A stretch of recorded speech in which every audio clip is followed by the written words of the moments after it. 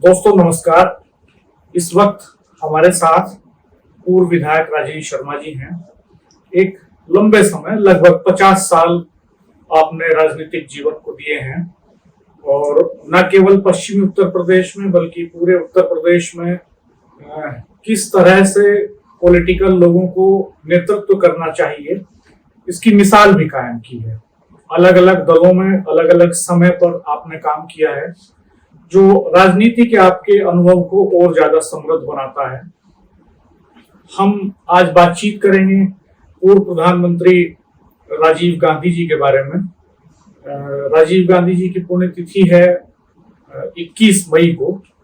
एक दुखद घटना में उनका निधन हुआ, देश ने उन्हें खो दिया और एक उभरती हुई लीडरशिप, एक ऐसा नेता जो हर वक्त मुस्कुराता था, बेहद सरल और सादगी उनके व्यक्तित्व में झलकती थी।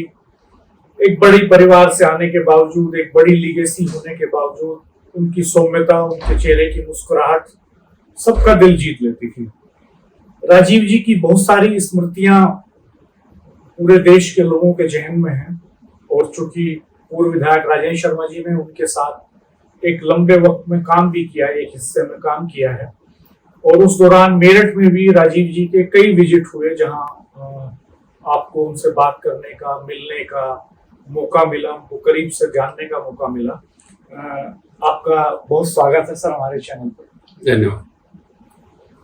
कैसे याद करना चाहेंगे आप राजीव जी को?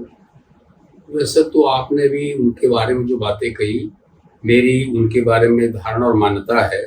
एक बहुत बड़े प्रतिष्ठित देश के प्रतिष्ठित परिवार में उनका जन्म हुआ। शिक्षा दीक्षा भी उनकी देश के अग्रणी संस्थानों में हुई। उसके बावजूद भी वो बहुत सरल स्वभाव के और अपने आप को कभी वो ऐसा नहीं महसूस होने देते। वो बहुत बड़े घर में पैदा हुए, एक साधारण इंसान की तरह से उनका व्यवहार था। राजनीति में इंदिरा जी की हत्या के बाद देश के सामने कोई विकल्प नहीं था। उनका उन परिस्थितियों में राजनीति में आना अपने आप में एक बहुत चुनौतीपूर्ण स्थिति थी। हमारे साथ वरिष्ठ पत्रकार राजेश शर्मा जी मौजूद हैं। आप भी किस तरह जब सर आपका इंटरव्यू होता है तो आप बहुत स्टडी करते हो। तो मैं देख रहा हूँ कि डायरी में आपने बहुत सारी तैयारी कर रखी है। तो ये सब क्या लिखा हुआ है सर?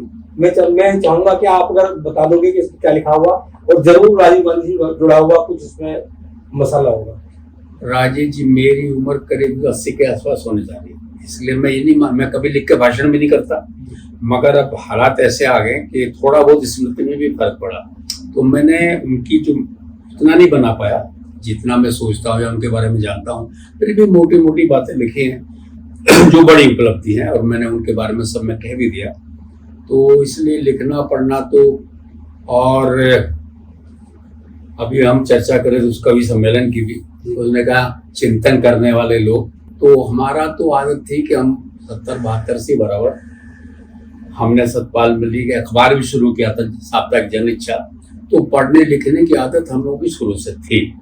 आपने खुद अखबार निकाला? हम दोनों। अच्छा, सतपाल मल्लिक सामने हम साप्ताहिक एक अखबार निकाला, साप्ताहिक जन इच्छा। अच्छा। उसके 2-4 अंक छपे।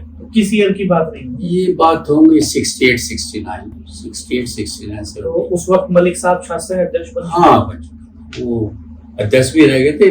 वो 2 बार अध्यक्ष रहे, एक बार वो प्रेसिडेंट रहे और एक बार प्रीमियर रहे। तो प्रीमियर तो भाई MP बने, मगर फिर सीधा चुनाव है, सारे लड़कों के चुनाव से अध्यक्ष बने। मलिक साहब यहाँ मेरठ कॉलेज में आपके बैचमेट थे या? नहीं, हमसे वो सीनियर थे। अच्छा। और मेरे आने के बाद 2 बड़े आंदोलन हुए। एक हिंदी आंदोलन तो बहुत बड़ा आंदोलन, देश का बहुत बड़ा आंदोलन था, और उसके बाद ला वाला जो 3 years हो गए वो भी एक बड़ा आंदोलन हुआ। और उनके नेतृत्व में छात्रों ने बड़ी लड़ाई हुई। उस समय छात्र नेता मतलब जाने माने नेता हुआ करते, किशन पटनायक, शत्रुघ्न प्रकाश, श्याम किशन पांडे, सतपाल मलिक। तो ये बड़े नेता थे देश के। जो नवीन पटनायक तो उड़ीसा के रहने वाले थे, राजकुमार जैन दिल्ली में जो हमारे यहाँ बागपत के रहने वाले, दिल्ली यूनिवर्सिटी के बहुत बड़े नेता थे। तो वो एक युवा नेतृत्व के भी और पढ़े लिखे लोग नेता हुआ करते थे। अच्छा सर, उस समय राजीव गांधी कहते थे, या तो उन्हें विश्वास नहीं था नौकरशाही को, वो कहते थे कि दिल्ली से ही उनका चलता है और वो जब तक मतलब धरातल तक जाने में 10 पैसे रखते हैं। बिल्कुल, ये महत्वपूर्ण बात थी और इसको लोग उल्टे ढंग से करते हैं। उनकी जानकारी हो गई थी जो पैसा भेजा जाता है वो पैसा जाता जाता जाता कटता कटता नीचे जाके वो बहुत कम परसेंटेज लोगों के विकास में लगता है। ये आज भी हो रहा है, ये आज भी हो रहा है। जो लोग कह रहे हैं ना सारा पैसा लग रहा है, कमीशन, रिश्वतखोरी हमारे यहाँ बहुत गहराई से अपना वो जड़ जमा चुकी है। किसी क्षेत्र में चले जाएगा, न्यायालय से लेकर के निदेशालय तक कहीं जाइएगा तो रिश्वत का मामला तो ऐसा लगता है जैसे कहीं ऐसा है नहीं कि ना हो। इसलिए उनकी सुनिश्चित जानकारी हो गई थी कि पैसा जो हम भेजते हैं धीरे धीरे जाता जाता वो 8-10% रह जाता, वही लगता है, इसलिए विकास दिखाई नहीं देता। सर ऐसी कोई उनको कहने का माने उनको एक पीड़ा थी कि सारा पैसा यदि लग जाए तो हमारा विकास देश अलग से चमकने लगे, इसलिए उन्होंने कहा कि पैसा नीचे तक नहीं पहुंचता। जब सब कारगिल का युद्ध होता है, कारगिल जब युद्ध हुआ तो कारगिल युद्ध में हम जीते 99 में, और फिर ये श्रेय दिया गया कि बोफोर्स तोप की तो इसकी इंडिया ने दिया। और 20 साल पहले, 20 साल के लगभग 11-12 साल पहले बोफोर्स तोप को लेकर बड़ा घोटाला हुआ है, बहुत बड़ा बवाल हुआ है। और उसने कहा कि बोफोर्स का बहुत बड़ा जो है राजीव गांधी ने घोटाला किया था। मैंने शायद मैं बता भी चुका, न्यायालयों से लेकर बोफोर्स तक सबने उनको निर्दोष साबित किया, कोई घोटाला हुआ ही नहीं। ये सर्वोच्च न्यायालय ने कहा। और मैं आज भी अनेक पत्र पत्रिकाओं को जानता हूँ। पंजाब केसरी तो मुझे खुद याद है, उसके संवाददाता ने लिखा कि मेरे पिताजी समाजी थे और हम लोग आज भी कांग्रेस के खिलाफ मानसिक रूप से जुड़े, मगर संपादकीय में लिखा, मगर मैं ये मानता हूँ कि राजीव गांधी जितना मेरा संबंध रहा वो एक ईमानदार आदमी थे, एक पैसे का कभी उन्होंने घोटाला करने का प्रश्न नहीं है। जो आरोप जिसने भी लगाए उनको इस देश का इतिहास माफ नहीं करेगा, ये उनके शब्द, मेरे शब्द। सर जैसे आज देश के बड़े नेता मेरठ में आते हैं तो बहुत सारी लग्जरी गाड़ियों का काफिला होता है, बहुत सारे पॉलिटिकल लोगों के पास लग्जरी गाड़ी होती है। जब राजीव गांधी उस समय उस दौर में मेरठ आए होंगे, जैसा आपने बताया कार से आए थे, तो उस समय कौन कौन सी कार होगी, कितना लंबा काफिला होता होगा? मैंने इंदिरा जी को देखा, राजीव गांधी को तो 99% लोग एम्बेसडर गाड़ी भी उस समय वीवीआईपी गाड़ी मानी जाती थी। तो बड़ी गाड़ी ना तो थी ना दिखाई देती थी, बहुत गाड़ी थी भी नहीं।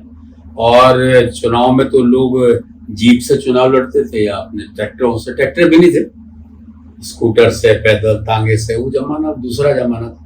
मगर मैंने इंदिरा जी को देखा, एक बार हम लोग मिलने गए, ओम प्रकाश शर्मा जी के साथ में गया था, तो दमन ने कहा कि इंदिरा जी उतरेंगी, जीने से उतरती हैं, तो आप बात करते उतर जाए, समय तो नहीं मिल पा रहा मगर आपको समय दे देंगे।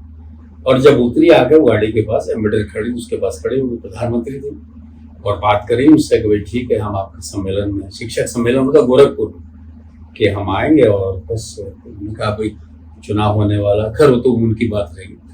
राजीव गांधी को 99% लोग एम्बेसडर से चलते। जब तक यहाँ दंगा हुआ था फिर शांत हो गया, तो यहाँ मेरठ में कौन कौन से मोहल्ले थे जहाँ राजीव गांधी की सभा हुई? सभा तो नहीं हुई, मगर उनके दौरे जहाँ जहाँ बहुत दंगा प्रभावित क्षेत्र थे, हसीमपुरा भी गए, मरियाना भी हो गए, शहर के ज्यादातर हिस्सों में, पूरे शहर में लोगों से मिले भी, बातचीत हुई, थोड़ा थोड़ा, कहीं 20 लोग थे, कहीं 30 लोग, घर से लोग निकले, बात की उससे। आपने जो सर, आप तो बहुत लंबे समय से राजनीति कर रहे हैं, वर्तमान स्थिति में मतलब जो इस समय देश के प्रधानमंत्री हैं वो राजीव गांधी, उस दौर में, उस कालखंड में, तो आप सर किसे ज्यादा नंबर देना चाहोगे? कि किसी की किससे तुलना करना ज्यादा उचित नहीं है। अपने क्षेत्र में राजीव गांधी सर्वश्रेष्ठ नेता थे, प्रधानमंत्री थे, एज व्यक्ति उनका कोई सानी नहीं है। और वर्तमान प्रधानमंत्री के क्षेत्र में जनमानस में उनका आधार तो आज बना ही वो है भी, और क्योंकि मैं उस दल में जिस दल का नेता उनके साथ है, तो नेचुरली मैं तो यही कहूँगा कि आज का नेतृत्व भी प्रधानमंत्री के रूप में वो जनप्रिय नेता हैं और देश को एक बेहतर तरीके से, उनका प्रयास है कि देश समृद्धशाली बने, देश प्रगति करे, नए भारत के उनका सपना वो पूरा करना चाहते हैं। तो हमें आशा है कि उनके नेतृत्व में हम सारी उपलब्धियों को, उद्देश्यों को पूरा करें।